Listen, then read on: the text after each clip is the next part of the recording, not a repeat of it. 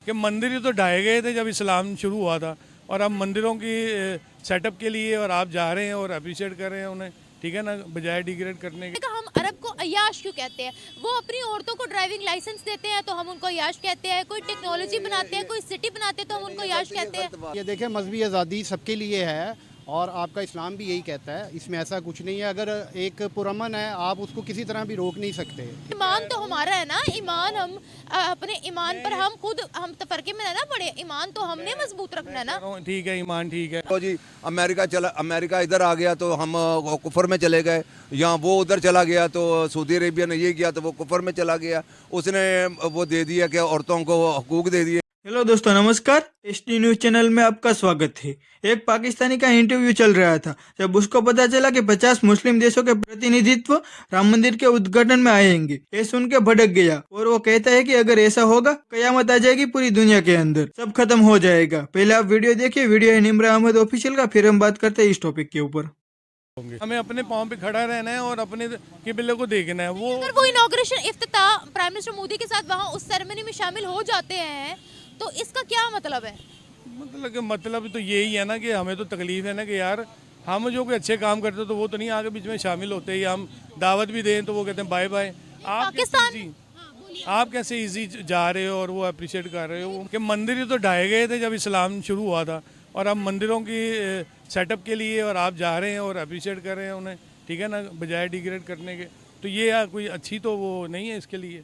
देखिए, भारत हिंदुस्तान, वहाँ ज्यादा तादाद किसकी है? हिंदुओं की है।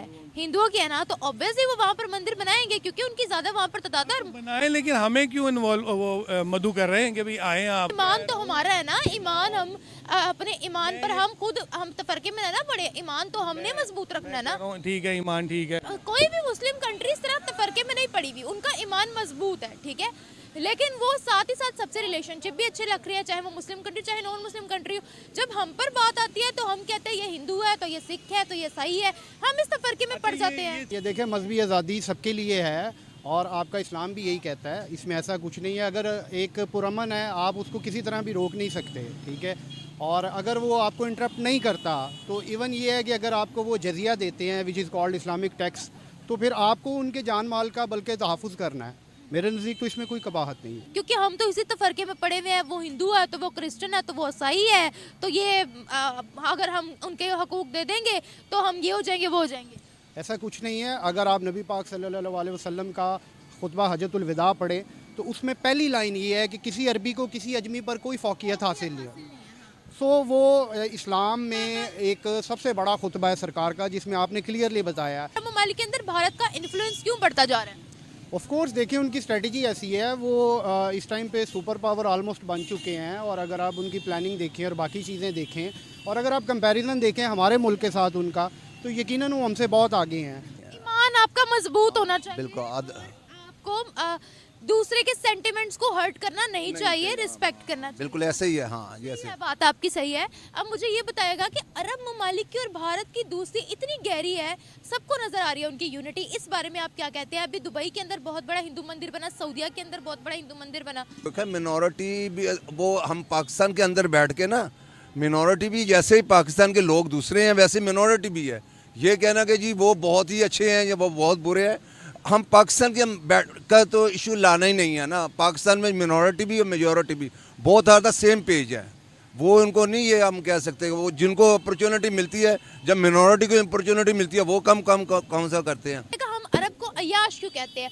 वो अपनी औरतों को ड्राइविंग लाइसेंस देते हैं तो हम उनको अय्याश कहते हैं, कोई टेक्नोलॉजी बनाते हैं, कोई सिटी बनाते हैं तो हम उनको अय्याश कहते हैं। गलत बात है, ये गलत बात है। ये हाँ, अच्छा। ये कोई इतना बड़ा इशू नहीं है कि जी हम भाई, अभी आपने बहुत अच्छी बात की है कि ईमान तो अंदर होना चाहिए, बाहर तो ईमान नहीं होना चाहिए। अगर किसी औरत को वो ड्राइविंग लाइसेंस दे रहे हैं, ड्राइविंग दे रहे हैं, तो क्या पाकिस्तान में नहीं दे रहे? पाकिस्तान तो एक इस्लामिक ममालिक है।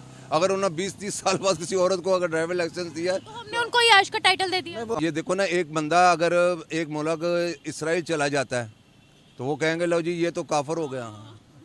भाई इसराइल चला जाता तो आपको ये तो नहीं कहा कि आप इसराइल जाके तो ला इलाहा इल्लल्लाह मुहम्मद रसूलुल्लाह छोड़ के कुछ और पढ़ लें, फिर तो बात और समझ आती है।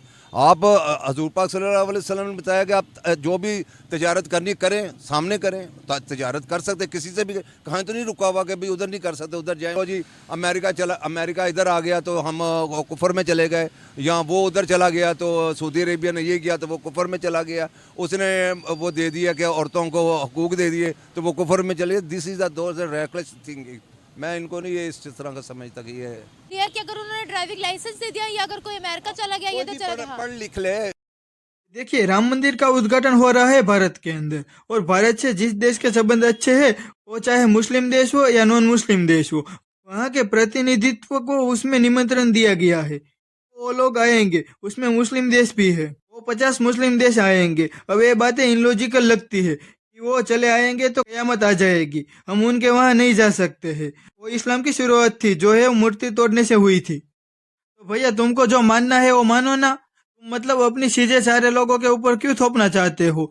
उसके बाद में जब वो करेंगे, मोदी जी हर एक कार्यक्रम में जाते हैं, मुस्लिम कहते हैं कि उनको तो आना चाहिए, हम उनको हमेशा हिदायत देते हैं कि वो इस्लाम में आ जाए। मतलब इस तरीके के लोग ब्रेन वॉश हो चुके हैं कि उनको अपना अपना दिखाई देता है। इसी जाहिलता के कारण पाकिस्तान की यह हालत हो चुकी है कि लोग भीख मांगने पे मजबूर हो चुके हैं। पाकिस्तान का एक शहर है इस्लामाबाद, वहां पर एक हिंदू मंदिर बनना था। पूरे पाकिस्तान के अंदर हल्ला मच गया कि अगर वो मंदिर वहां पर बन जाएगा तो कयामत आ जाएगी, पाकिस्तान खत्म हो जाएगा। मतलब वहां पर इतनी सारे अफवाहें उड़ी कि पाकिस्तान के लोग वहां पर गए और वहां पर एक मस्जिद बना दी गई।